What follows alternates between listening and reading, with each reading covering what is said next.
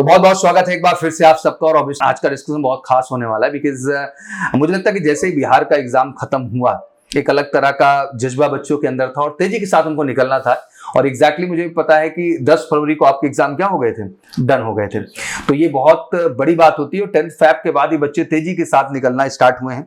और आज ये मोटिवेशन सेशन भी कि बहुत सारे भी बैठ के इंतजार कर रहे हैं। उनका इंतजार है कि मेरा मार्च में रिजल्ट आएगा, क्या आएगा, then will decide to go. तो मुझे लगता है रिजल्ट यार तो अच्छा ही होगा जो भी होगा। और वैसे भी परसेंटेज की वैल्यू कुछ रह नहीं गई है। अब जो हमारे ऑनलाइन प्रोसीडिंग में फॉर्म आएंगे, चाहे वो एयरफोर्स हो, चाहे नेवी हो, चाहे इंडियन कोस्ट गार्ड हो या सोल्जर एंट्री भी जो हमारे आर्मी की आती है, किसी भी एंट्री में अगर हम देखें army, navy, air force, Indian coast guard, तो परसेंटेज का मैटर नहीं है जब हम ऑनलाइन प्रोसीडिंग्स जाते हैं। तो इंपॉर्टेंट वहां पे ये है कि आप उस एग्जाम के लिए कितना तैयार है। तो चलिए सबका बहुत बहुत स्वागत है। सबसे पहले बिहार से आप सब आए हैं, अलग अलग डिस्ट्रिक्ट से हैं, अलग अलग जगह से हैं। जैसे कि आप जो है नालंदा डिस्ट्रिक्ट से हैं, क्या नाम है आपका? मेरा नाम मंटू कुमार है। मंटू कुमार है, चलिए बढ़िया। आप नालंदा डिस्ट्रिक्ट से आए हैं, चलिए बहुत बढ़िया। तो आपका भी एग्जाम 10 फाइव को हो गया था? हाँ, हो गया। चलो बढ़िया जी। आप सीतामढ़ी डिस्ट्रिक्ट से हैं, क्या नाम है आपका? शिवम राज। शिवम राज। तो सेम डेट पे तो आपका भी एग्जाम ओवर हुआ होगा जी। तो साइंस साइंस आपने किया। आपके यहाँ एडवांस मैथ कहा जाता है 10+2 में? जी सर। क्या बोलते हैं उसको? उसको 10+2 को बस एडवांस मैथ बोलते हैं। अच्छा, एडवांस मैथ। मार्क्स नीचे कर लीजिए, कोई दिक्कत नहीं, कंफर्टेबल हो जाइए। ठीक है। आप कहाँ से बिलोंग करते हैं जी? खगड़िया डिस्ट्रिक्ट से। खगड़िया डिस्ट्रिक्ट। अच्छा, खगड़िया डिस्ट्रिक्ट उतना पॉपुलर नहीं है जितना बाकी डिस्ट्रिक्ट है। काहे आपका डिस्ट्रिक्ट इतना पॉपुलर नहीं है? उतना क्या कहते हैं, डेवलप भी नहीं, अभी उतना डेवलप भी नहीं है। चलिए बहुत अच्छी बात है, आप वहां से निकले हैं, आपके कंधों पे भार है उसकी पॉपुलैरिटी को लेकर के। और आप भी सीतामढ़ी डिस्ट्रिक्ट से ही हैं, क्या नाम है आपका? राजकुमार। राजकुमार, चलिए बढ़िया जी। तो आज बेसिकली मेरा प्रश्न यही सब है बच्चा कि लाइक इतने दूर राज्य से, like Bihar so far from Allahabad city exactly. और बड़ा प्राउड मैं फील करता हूँ क्योंकि मैं देखता हूँ कि हम लोग तो उत्तर प्रदेश में हैं। ऑब्वियसली उत्तर प्रदेश एक बड़ा राज्य है, सबसे बड़ा राज्य है आप कह लीजिए टेक्निकली। तो अपने आप में उत्तर प्रदेश एक ताकतवर है। बट अगर उत्तर प्रदेश के पैरेलल में किसी राज्य को देखता हूँ तो that one state come and that is Bihar. जबरदस्त क्राउड, जबरदस्त फोकस और बच्चों का जबरदस्त जज्बा। और मैं आपको एक मिथ तोड़ना चाहता हूं कि एक समय था जब हम लोग ये कहा करते थे कि केवल नॉन कमीशन कैटेगरी में जो है बिहार के बच्चे जाते हैं। बट जिस तरह से रिजल्ट्स बच्चों ने इस बार हमारे यहाँ से शुरू किया एनडीए में या टीएस एंट्रीज में, तो ये बिल्कुल कहते हैं ना कि कॉन्सेप्ट बना के रख दिया उन बच्चों ने कि नहीं सर, हम केवल नॉन कमीशन में नहीं है, हम कमीशन में भी आते हैं, क्या अपना क्या करते हैं, स्थापित करते हैं। और मैंने कई इंटरव्यूज भी डाले, अगर आप चैनल पे देखे होंगे तो they did the great actually. तो चलिए सबसे पहले खगड़िया डिस्ट्रिक्ट, जो कि ऑब्वियसली जैसा आपने कहा कि सर बैकवर्ड है, उतनी पॉपुलैरिटी नहीं है, तो कैसे जज्बा बना फौज को लेकर के और कैसे डिसाइड किया कि मुझे ये चीज करना है? सर जब हम क्लास 8 में थे तो उसमें हम बस चाहते थे कि हम आर्मी में जाए, किसी टाइप डिफेंस में जाए। उस समय मुझे कुछ नहीं पता था, एनडीए एयरफोर्स के बारे में कुछ भी पता नहीं था जी। तो उस समय मेरा एक फ्रेंड बताया था कि एनडीए होता है जो कमीशन एंट्री होता है, तो वहाँ पे प्रिपरेशन करके है ना ऑफिसर के लिए आप जा सकते हैं जी। तो फिर थोड़ा 10th में जब गए तब मुझे पता चला कि एक टेक्निकल एंट्री भी होता है 10+2 लेवल पे, जो अच्छा स्कोर करके 12th में साइंस से बैकग्राउंड जी, तो वहां से एंट्री हो सकता है। फिर आपको वो मिला। तो इससे पहले और कैसे एयरफोर्स के विषय में और कैसे आप जाने डिटेल के विषय में?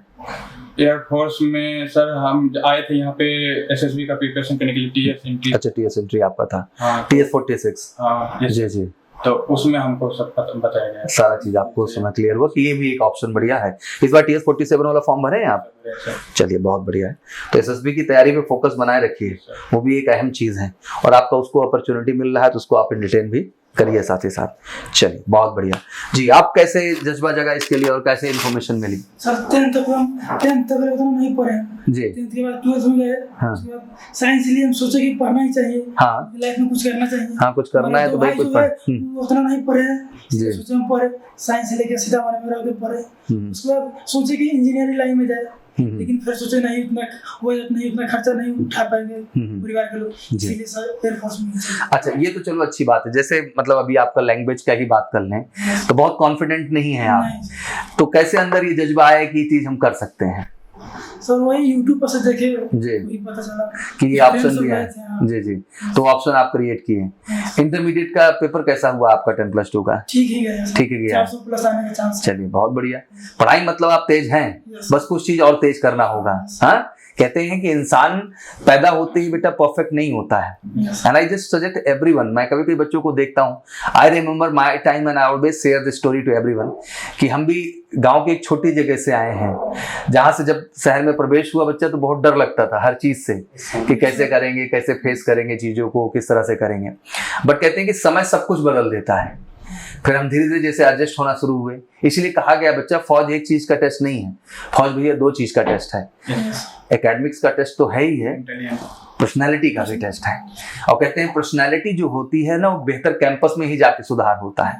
आप ऐसे इमेजिनेशन करिएगा कि कोई बच्चा जो इंजीनियर होते हैं, बहुत इंटेलिजेंट बच्चे होते हैं, कमजोर जगह से होते हैं, बट वो क्वालिफाई तो कर ही लेते हैं, बट जो IIT में 1 साल होके आते हैं बाहर, तो उनका आप देखिए पर्सनालिटी एकदम क्या हो जाता है, ट्रांसफॉर्मेशन हो जाता है, तो उनके व्यक्तित्व में चेंज है। ऐसी फौज में होता है पहले ही बच्चे, क्योंकि मैं तो बहुत सारे वीडियो देख सकते हैं, जो है बहुत बच्चों की है, प्रशांत की है, बहुत सारे बच्चे, अभी तो कई बच्चे हैं जो एकेडमी में गए, उसके बाद जब मैंने उनका इंटरव्यू लिया था तब उनका पर्सनालिटी कुछ और था, और जब बच्चे वो सिलेक्ट होने के बाद आए तो उनका पर्सनालिटी कुछ और था, और जब एकेडमी में गए और वहां से लौटे तो उनका पर्सनालिटी कुछ और था।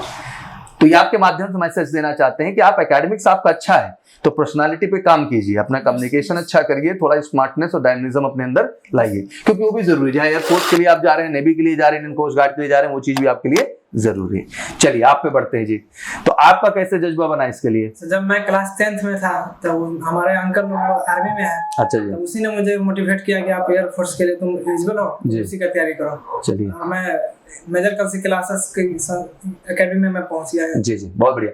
तो ये हमको बताइए आप कि जिस जगह से आप लोग आते हैं, मतलब ऑब्वियसली बहुत ज्यादा उतना अवेयरनेस नहीं है, बहुत सारी चीजें नहीं है, तो ये अंदर से लगता नहीं कि हमारा कम्युनिकेशन कमजोर है, ये चीज कमजोर है, हम कर पाएंगे कि नहीं कर पाएंगे? सर ऐसा लगता है, लेकिन करने से क्या नहीं होगा। क्या बात है, यही सोच के हम यहाँ आए हैं और यही हमको सर करना है, यही करना है। हाँ, अगर हम अभी से डर गए तो कैसे काम चलेगा? हम क्या है इस बात से थोड़ी फर्क पड़ता है सर, हमको क्या बनना है इस बात से फर्क पड़ता है, और वो जज्बा होगा तो आप कर गुजरेंगे, कोई रोक नहीं सकता है। जुनून है वही, जी, वही करना है। हमने कहा ना आपको एग्जाम्पल के तौर पे, उत्तर प्रदेश राज्य इतना बड़ा है, हमारा बगल में MP राज्य भी है, इतना बड़ा है, ठीक है ना, लेकिन सिलेक्शन के मामले में जो बिहार के बच्चों ने रिकॉर्ड तोड़ा है ना, आज तक वो किसी का रिकॉर्ड बन नहीं पाया। मैं आपको बता दूं, तो अंदरूनी सबसे ज्यादा सिलेक्शन कहां से निकल के आए? बिहार से। तो केवल एक ही चीज था उन बच्चों का, हमने जो नोटिस किया, बच्चा उन्होंने मेहनत किया ईमानदारी से। आप बताइएगा, रिटन एग्जामिनेशन तो मेहनत से ही निकलेगा ना, उसका जुगाड़ है क्या? रेस जुगाड़ से निकलेगा क्या? बिहार के बच्चों में करेज है लेकिन सुविधा नहीं है। कोई बात नहीं, सुविधा के लिए MKC है ना, हम सब यहाँ बैठे हैं और हम लगातार सपोर्ट करते हैं, हर लेवल पे सपोर्ट करते हैं कि आप लोगों के अंदर हमने वो जज्बा देखा है। आप ऐसा बिलीव कर लीजिए, GDSRT का बैच शुरू होता है, हजारों हजार बच्चे पूरे देश से आते हैं MKC में, स्पेशली GDSRT सेशन के लिए। तो मैं आपको बता दूं कि उसमें से 50 to 60% कब्जा बिहार का है।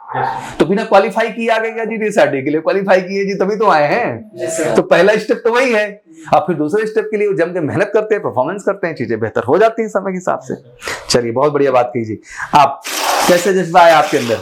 सर मैं जब 12th में था तो मेरे एक टीचर फिजिक्स के, वो सर बोले कि ऐसा करो बेटा, तुम एयरफोर्स की तैयारी कर लो, उसमें बहुत कम ही उम्र में जॉब लग जाते हैं। और प्लस में मेरा क्या है, मिडिल क्लास से फैमिली से बिलोंग करता हूँ, तो ये भी रहा कि जैसे मैं कम समय में मतलब जॉब जैसे हासिल कर लूंगा तो यही रास्ता है। हाँ, तो मुझे लगता है ये सच है बच्चा, आपके बाद लाखों लाख मिडिल क्लास जो हमारे परिवार हैं इस देश के, वहाँ फौज ही एक सबसे आसान रास्ता तो है।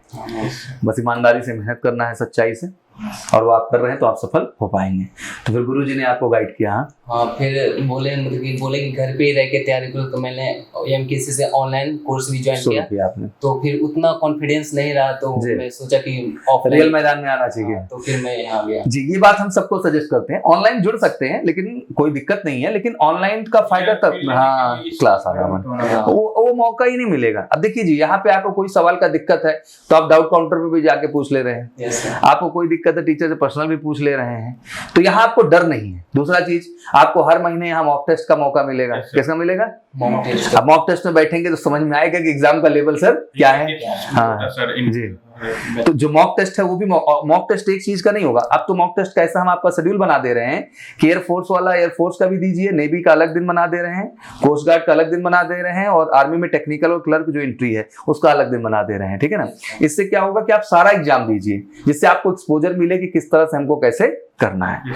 और बेटा अल्टीमेट एक ही चीज जानो, भरोसा खुद पे रखना भी है, मेहनत अच्छे से करना है, एक एक सवाल एक एक कॉन्सेप्ट पे काम करिए, कुछ छोड़िएगा नहीं। Communication is not a problem, it's all about the attitude, you have a learning attitude और नॉट। तो आपके पास कम्युनिकेशन 7 से 8 तो चलता ही ऐप पे, उसको भी आप ज्वाइन कर सकते हैं रामाश्रय सर को जाकर के, एंड ना हो तो उसके अलावा ऑफलाइन से भी आप जुड़ सकते हैं जब कंफर्टेबल हो जाए। 3 महीने जम के ऑफलाइन में भी क्या करें आप, रगड़ा लगाएं कम्युनिकेशन क्लासेस के लिए, तो वो भी आपको बहुत क्या करेगा, मदद करेगा। अल्टीमेट एफर्ट से ही चीजें क्या हो सकती है बेहतर, बस अंदर जज्बा यही होना चाहिए कि इस बार फॉर्म भरेंगे ना सर तो इसी बार क्वालिफाई, क्या होगा, ये जज्बा बना के रखो।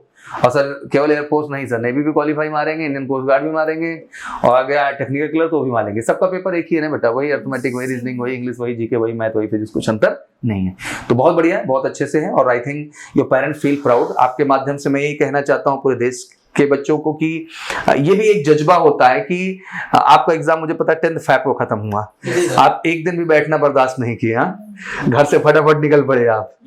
ये बहुत अच्छी बात है बेटा, ना लव इट। इससे पता चलता है कि आप कितना फोकस्ड हैं अपने लक्ष्य को लेकर के, और हमें लगता है कि पूरे बिहार को इस समय निकल आना चाहिए। बैठने का क्या फायदा है जी, आज के डेट में आप समझिए कि हम लोग एनडीए फाउंडेशन को ही बहुत सपोर्ट करते हैं। रीजन क्या है कि 11th के बाद ही आप एलिजिबल हैं एनडीए के लिए।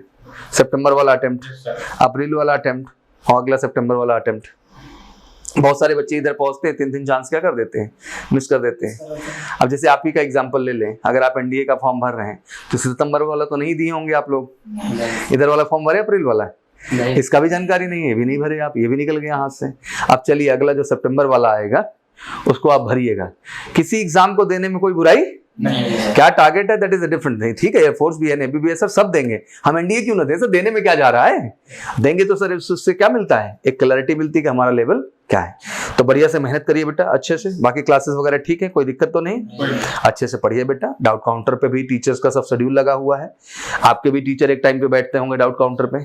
कौन पढ़ाता आपके यहाँ मैथ, सर अनीश पढ़ाते हैं, तो वो भी 2:15 बजे शायद डाउट काउंटर पे बैठते हैं ना, 2:30 बजे से। अच्छा, इंग्लिश कौन पढ़ाता है आपके यहाँ, उनका नाम नहीं है। अच्छा, नाम तो उनको चक्रवर्ती सर होंगे, उनका भी कोई स्लॉट होगा, 1 से 1:45 बैठते हैं ना चक्रवर्ती सर डाउट काउंटर में।